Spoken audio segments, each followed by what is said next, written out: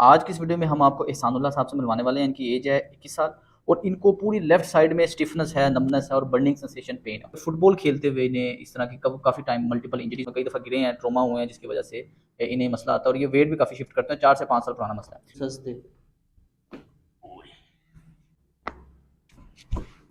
सस्ते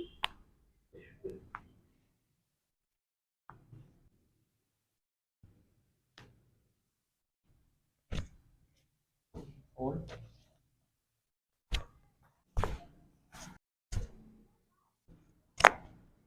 इस पेन का तकरीबन 5-6 साल तो हो गए सर। अभी ये पेन फुटबॉल में गिरा था, वज़न भी उठाया था।